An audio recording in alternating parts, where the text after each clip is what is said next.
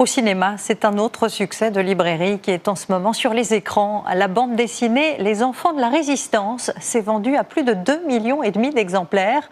La Seconde Guerre mondiale vécue du point de vue d'une bande d'enfants qui décide, vous allez le voir, de ne pas se laisser faire.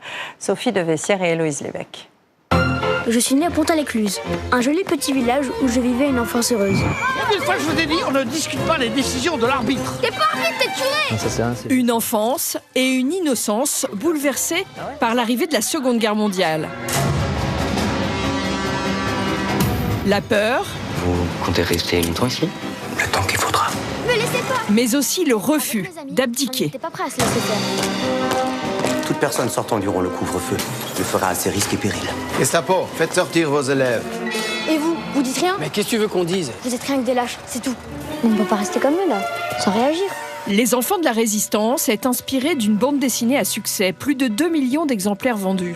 L'histoire de 3 écoliers qui osent taguer les affiches nazies ou encore imprimer des textes de résistance. On enverra des messages aux gens. L'occupant pille les ressources du pays pour les ramener chez eux. Signé Lynx.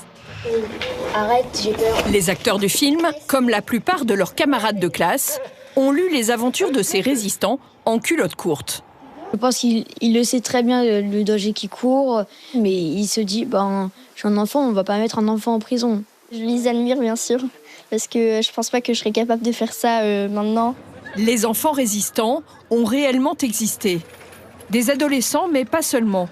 Le plus jeune avait 6 ans.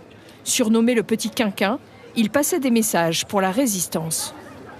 Quand on regarde les résistants, ils étaient tous très jeunes. C'est aussi le privilège ou la folie de la jeunesse de se croire immortel. Action. Le réalisateur des choristes, Christophe Baratier, a voulu adapter cette histoire au cinéma avec des acteurs populaires pour toucher le plus grand nombre.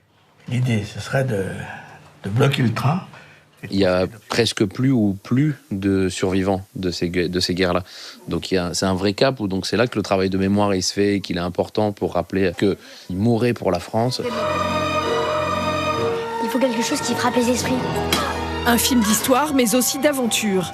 Les Enfants de la Résistance a été conçu pour parler aux plus jeunes.